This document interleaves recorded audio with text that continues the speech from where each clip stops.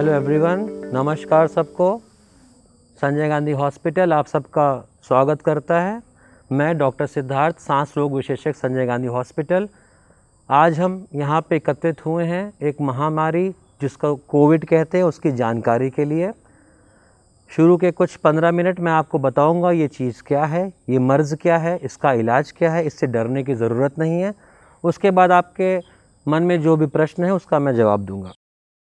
सबसे पहला, कोविड क्या है? कोविड एक वायरल बीमारी है, वायरस है जो एक शब्द में अगर मैं कहूँ तो जुखाम के अलावा कुछ नहीं है। ये सिर्फ एक जुखाम, नज़ला, फ्लू के अलावा कुछ नहीं है। चाइना में 15 महीना पहले वुहान शहर से ये शुरू हुआ। 15 महीने हो चुके हैं, हम कोविड से जूझ रहे हैं। हम नहीं, पूरी दुनिया जूझ रही है। इसके कारण हम अब काफ़ी कुछ इसके बारे में समझ भी चुके हैं। 15 महीने से हम इसके बारे में काफ़ी कुछ जान चुके हैं। अब इस बीमारी को लाइलाज कहना ठीक नहीं है। अब इसका बहुत कारगर इलाज है। 2-3 बातें इसमें हमें ज़रूर याद रखनी होंगी। जब भी कोई समस्या आए, कोई भी समस्या, कोरोना आया गया, कल फिर कुछ समस्या आएगी हमारे पास, वो बीमारी के रूप में आएगी, वो किसी और समस्या के रूप में आएगी। 2 चीज़ हमें कभी नहीं खोनी, एक अपना साहस, दूसरा विवेक, जो हमने कुछ दिनों पहले शायद खोया और उसका परिणाम हमने देखा 15 दिन पहले क्या हुआ। पैनिक हुई, एंग्जाइटी हुई, ये नहीं होना चाहिए। अगर हम लोग धैर्य से काम लेते शायद इससे अच्छी तरीके से निपटा जा सकता था। चलिए, जो हो गया अगला देखते हैं, फिर अभी ऐसा नहीं होना चाहिए। ये सिर्फ एक ज़ुकाम है जो 90% लोगों में घर पे ही ठीक हो सकता है। 90%। जो 10% बचे, अब कहेंगे डॉक्टर साहब उनका क्या? हिंदुस्तान में 10% भी बहुत बड़ी जनसंख्या हो गई, उनका क्या किया जाए? तो उनको हम ऑब्ज़र्व करेंगे। 90% तो अपने आप होम क्वारंटाइन होकर ठीक हो गए। बहुत मामूली सिम्टम उनमें आएंगे, हल्का सा खराश। 30% लोगों को तो सिम्टम ही नहीं आएगा। ये 90 की बात हो गई जिनके लिए हमें चिंता करने की ज़रूरत नहीं है। हमें पार्ट देखना है वो 10% जो बचा हुआ है। इस 10% में भी 70% लोग mild to moderate disease, mild मतलब हल्की या हल्के से थोड़ा सा ज़्यादा बीमारी में ठीक हो जाते हैं। 3% लोग बचते हैं जिनको हॉस्पिटल रिक्वायरमेंट पड़ता है, वो भी ठीक हो जाते हैं। ये 3% कौन कैटेगरी है? कोई भी नहीं है। वो लोग हैं जिनका शुगर कंट्रोल में नहीं है, किडनी के पेशेंट हैं, डायलिसिस के पेशेंट हैं, किन्हीं भी कारणों से उनकी प्रतिरोधक शक्तियाँ कम हैं, वो सिर्फ 3% है।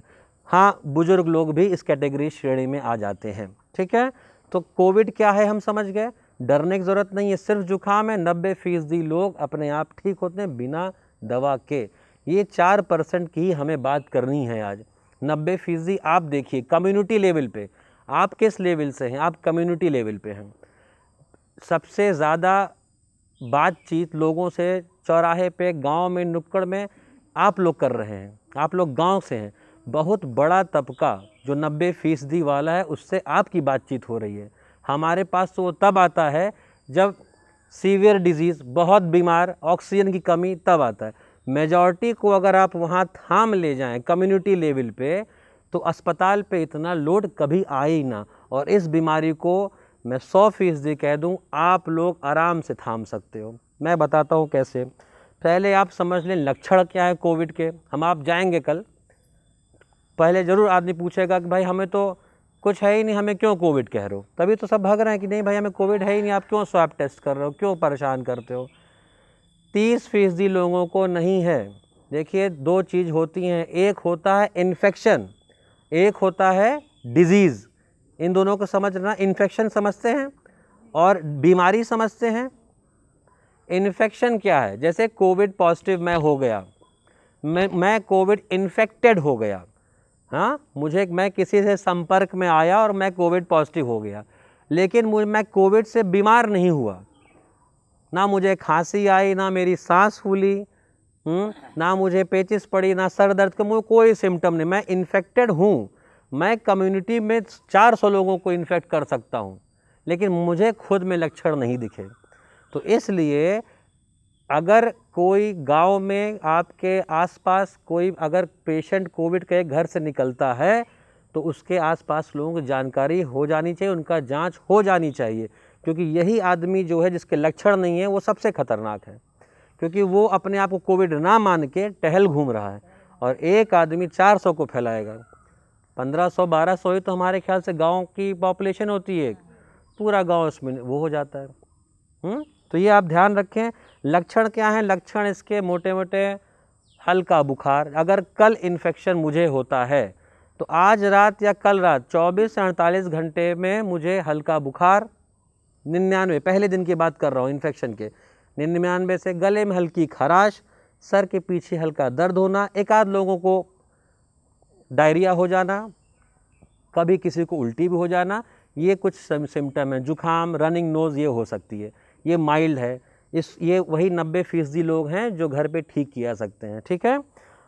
फिर एक और लक्षण होते हैं कि 5 दिन बाद ये सिम्टम, आप इनमें दवा दोगे, दवा क्या दोगे मैं आगे बताऊंगा आपको, बहुत मामूली 2 दवाइयाँ बताऊंगा आपको। आज कल से जब निकलें ये 2 दवा देना शुरू करें।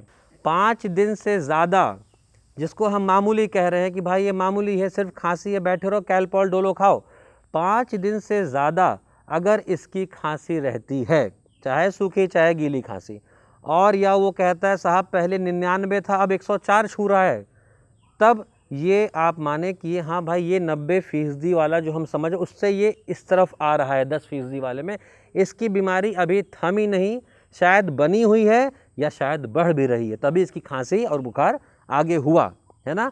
तो ये केस पे ध्यान रखना है हमें।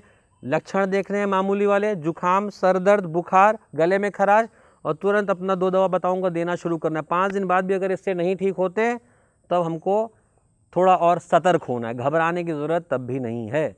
हम लोग को ऑक्सीजन नापना है, मैं उस पर आऊँगा आगे। इलाज इसका क्या? इलाज हमें इसका 15 महीना से मालूम है। यदि बीमारी आए 15-16 महीने हो गए तो 15 महीने से इलाज हमें पता है। क्या? सामाजिक दूरी, मास्क, हाथ धोना, किसी ने ढंग से नहीं किया है, जानने के बावजूद भी किसी ने ढंग से नहीं किया। आज भी सबसे बड़ा हथियार कोविड के अगेंस्ट हमारा है तो वो यही 3 कोविड एप्रोप्रिएट बिहेवियर, जो सरकार ने 3 चीज़ें हमसे कही हैं, मास्क पहने, हाथ धोएं, सामाजिक दूरी बनाएं, कम से कम अपने हाथ को नाक और मुंह के पास ले जाएं। ये बीमारी आपके शरीर नुमा घर में दरवाजे से घुसती है। दरवाज़ा हमारे शरीर का नाक और मुंह है। ये जब घुसाएगा यहाँ से तो इसको 2 रास्ते मिलेंगे, एक ऊपर की तरफ है ना, एक नीचे की तरफ। 2 तल्ले का मकान है ये, एक ऊपर तरफ एक नीचे की तरफ। ऊपर की तरफ बात करते हैं। जब कोविड ऊपर गया मुंह से या नाक से तो क्या होता है, सांस और खाने की लॉस ऑफ टेस्ट और ऑल्फैक्शन हो जाता है, हमें स्मेल और स्वाद नहीं आता है ना। लोग कहते हैं सर तो स्वाद ही नहीं आ रहा, महक नहीं आ रही है। ये वो पेशेंट है जिसका कोविड ऊपर की तरफ गया है, और ये पेशेंट बहुत बढ़िया ठीक हो जाएंगे, समझ गए आप। जिसका ऊपर गया, ठीक है, वो आँख में तकलीफ देगा, कान में, नाक में, ज़बान पे, और हमारा खाने पीने का स्वाद चला जाएगा। ये अगर कहता है जिसका कोविड में स्वाद गया और स्मेल की क्षमता गई सूंघने की, वो उस 90% में है जो 5 दिन में ठिकाएगा, याद रखिए। अब प्रश्न होता है कि कब तक भाई ये होगा? 3-3 महीने तक स्वाद नहीं आता, किसी किसी को आता जाता रहता है। खट्टे का स्वाद कभी नहीं जाता। बहुत स्वाद लेना है तो खट्टा खाइए, जब तक स्वाद लौटता नहीं। मीठा मीठा चलाता है, खट्टा नींबू का स्वाद कभी नहीं जाता, ठीक है। तो ये समझ में आ गया। अगर ऊपर गया तो अच्छी बात है, ये ठीक आ गया। अगर नीचे गया तो फिर 2 रास्ते हैं, एक खाने की नली और एक सांस की नली। अब पहले खाने की नली पे लेते हैं। खाने की नली पे गया तो पेट में क्या होता है, एसिड होता है ना। ये जब पेट में गया तो 2-3 चीज़ का, उल्टी कराएगा, दस्त होंगे, थोड़ा थकान हो जाएगी, आदमी ठीक हो जाएगा। तो ये रास्ता भी हमें बचा ले गया है ना। ये तीसरा जो रास्ता बचा सांस की नली वाला, इसमें भी नहीं घबराना। अब इसमें क्या है, इसमें गया अंदर, मिले फेफड़े इसको, सांस बहुत ही महत्वपूर्ण है, धड़कन और सांस से जरूरी शरीर में कुछ है नहीं। अब ये वहाँ पहुँचा, इसमें भी अब यहाँ पहुँचने के बाद होगा वायरल निमोनिया। ये सब होते होते 7-8 दिन लग जाते हैं। इसलिए मैं कहता हूँ सीटी 7 दिन 5 दिन बाद कराइए, नहीं तो क्या पकड़ में आएगा, पता नहीं कौन से रास्ते निकल गया वो, है ना। जब खांसी 5-6 दिन होती रहे तब अब समझ में आए भाई ये लग रहा है इसने रास्ता पकड़ लिया फेफड़े वाला, तब सीटी कराइए। उसमें दोनों तरफ हल्के से पैचेस कहते हैं अंग्रेजी में, धब्बा जिसे कहेंगे, आते हैं। सीटी में उसकी आकलन किया जाता है 25 में 7 3 2 लोग आप लोग देखे होंगे इस समय। तो 10 के नीचे है तो कोई डरने की बात नहीं है, घर पे रखिए, वही दवाइयाँ जो बताऊंगा दीजिए, ठीक हो जाएगी। 15 तक ऑक्सीजन लेवल नापना शुरू कर दीजिए। 15 से ऊपर बुरा माना जाता है, इलाज उसका भी बहुत बढ़िया हो रहा है। अब अगर हम उस 90% को कम्युनिटी में रोक ले गए तो ये जो बचे हैं जो सीरियसली बीमार हैं, इनका इलाज करने भर की क्षमता हमारे डॉक्टर्स अस्पतालों में है। अस्पताल में एडमिशन किसे चाहिए, ये भी एक प्रश्न था। वही जिसका ऑक्सीजन लेवल कम हो रहा है, बस यही एक क्राइटेरिया है। या उसकी खांसी बहुत बढ़ चुकी है, या उसका बुखार दवा के बाद भी नहीं जा रहा है, तब उसको आप अस्पताल ला सकते हैं। ब्लैक फंगस का नाम सुना आजकल? हाँ, इसके बारे में क्या जानते हैं आप? पहले अपना बताएं, क्या इसके बारे में जानते हैं? कुछ भी आप सब बताओ, मैं किसी एक से नहीं पूछ रहा हूँ। बस एक फिर से एक महामारी नई आ गई, ये सुनते हो ना। हाँ, अब मैं 5 बात इसके बारे में बताऊंगा। ब्लैक फंगस एक फंगाई है, फंगाई फफूंदी जानते हैं, ब्रेड पे देखा है कभी की लगती है, फंगस उसे कहते हैं, ठीक है। उसी परिवार का एक जीवाणु तो नहीं कहेंगे, फंगाई है, जिसका नाम म्यूकोरमाइकोसिस है। अंग्रेजी में हम लोग म्यूकोरमाइकोसिस कहते हैं, आप ब्लैक फंगस ही जानिए। तो ब्लैक फंगस बोल रहा था, सिर्फ 5 पॉइंट इसके बारे में बोलूँगा। ये महामारी कतई नहीं है, ये महामारी नहीं है, ठीक है। दूसरा, ये ह्यूमन टू ह्यूमन ट्रांसमिशन, जैसे कोविड हम और आप पास आके बात करें हो रहा है, ऐसे ये नहीं होता। तीसरा, ये किस में होता है, आप ये भी पूछो डॉक्टर साहब, हो तो रहा है, किस में हो रहा है? ये प्रक्रिया जो इम्यूनो कॉम्प्रोमाइज्ड हैं, जिनकी इम्यूनिटी प्रतिरोधक शक्तियाँ कम हैं। किसकी कम है? जिसका शुगर कंट्रोल नहीं है, जो किडनी का पेशेंट है, डायलिसिस करा रहा है, जिसका कोविड के इलाज में बहुत ज़्यादा स्टेरॉइड दे दिया गया। अब आप कहोगे डॉक्टर साहब ये शुगर वुगर के मरीज़ 15 महीने से हैं, कोविड अब ये ब्लैक फंगस अब क्यों निकला? पहले भी निकलना चाहिए था, डायबिटीज़ के तो पहले मरीज़ थे। ये अब स्टेरॉइड का ओवर यूज़ नहीं, करेक्ट यूज़। कोरोना के इलाज में स्टेरॉइड को यूज़ किया गया, स्टेरॉइड से इम्यूनिटी कम हो जाती है, इसीलिए ब्लैक फंगस इन मरीजों को हो रहा है जो कोविड का इलाज कराए थे, जो बहुत सीवियर हो गए थे, आप समझें। हाँ, वाले नहीं खांसी जुकाम जो हम ठीक कर ले जाएंगे, जो बहुत सीवियर आईसीयू वेंटिलेटर पे थे, उनको खूब स्टेरॉइड दिया गया जान बचाने के लिए। उसका नतीजन ये हुआ कि इम्यूनिटी कम हुई और ये फंगई उनको आ गया। ये जैसे कोविड था, इसका इलाज नहीं था, इसका इलाज 100 साल पुराना मर्ज है और इसका इलाज बहुत कारगर है। एम्फोटेरिसिन बी करके एक इंजेक्शन आता है, तो इसको कोविड से ना जोड़ें। हाँ, इसके मामले कुछ बढ़ के आए हैं, कारण वही जो मैंने बताए कि कोविड के इलाज में स्टेरॉइड को यूज़ किया गया, सही किया गया, लेकिन उसके फलस्वरूप हमें एक ये चीज़ मिली है, ये कोविड की तरह कभी नहीं होगा। आप लोग हमेशा याद रखिए, कोविड कभी हो ही नहीं सकता। आखिरी में बता दूं, इलाज के बारे में मैंने कहा, वही बचाव ही इलाज है। वैक्सीन के बारे में मैंने बताया कि नहीं बताया? बहुत बहुत इम्पॉर्टेंट पॉइंट है ये, सबसे ज़्यादा। कोविड क्या है, कोविड ने क्या किया, हम सब देख लिए और जानने की ज़रूरत नहीं है। अब हमें देखना है क्या हम करें, क्या हम वैक्सीन लगवाएं। सबसे बताइए, वैक्सीन लगवाए। प्रश्न आता है कौन लगवाए? हर आदमी लगवाए वैक्सीन। इसका साहब कोई सवाल ही नहीं होता कि हम वैक्सीन ना लगाएं, हमारी सांस फूलती है, हमें बुखार था, वैक्सीन। हर आदमी वैक्सीन लगवाएगा, सारे। कुछ 2 तबके रह गए हैं, बच्चे और प्रेग्नेंट महिलाएं। बच्चों को भी स्टडी में कह दिया गया लगवाइए। 2 से 12 के लगना शुरू हो गए यूरोपियन कंट्रीज़ में, बहुत जल्दी हम उसको लगाना शुरू।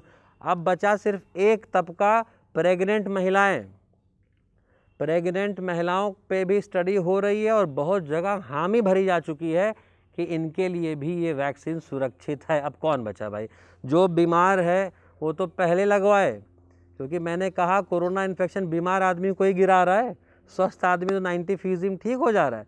जो बीमार है घर में आसपास, उसको पहले आप मोटिवेट कीजिए।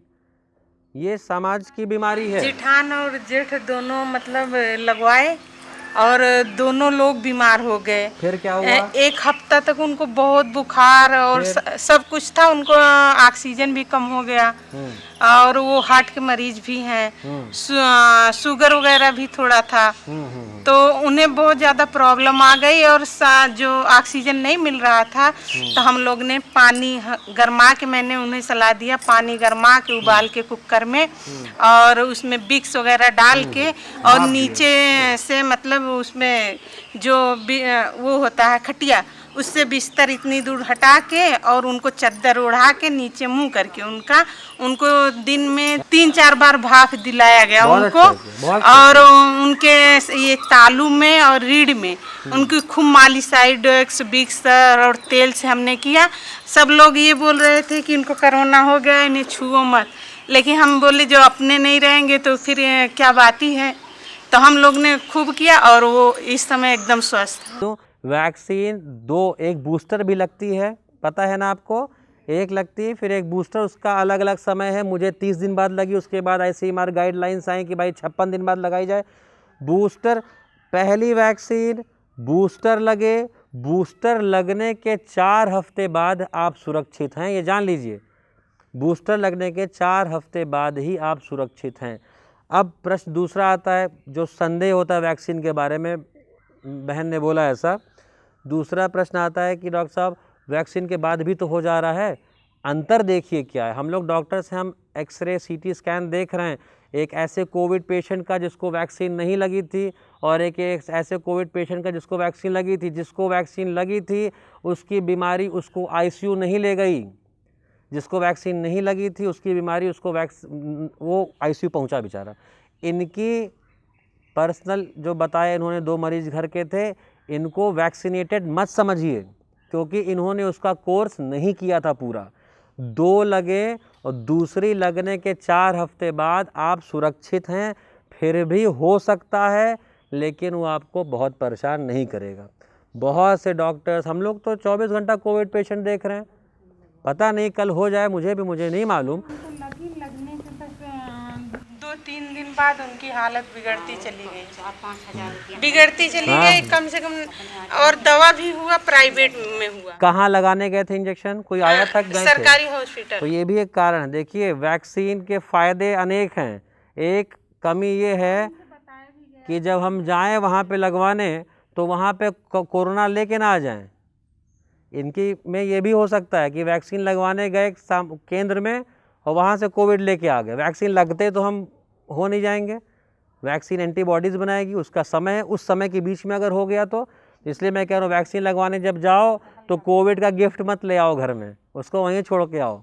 हाँ, तुम्हारा एकदम दूरी बना के जाओ जब वैक्सीन लगा, बहुत ज़रूरी है। पर हम वैक्सीन बचने गए थे और कोविड लेके आए, हो सकता है इनका ये केस रहा हो, क्योंकि वैक्सीन लाने की जो भीड़ हो रही है वो सामाजिक दूरियां ख़त्म हो जा रही हैं, कई लोग ये कर रहे हैं। मैं फिर से आप लोग सबसे अनुरोध करता हूँ, अफवाहों में मत जाएं।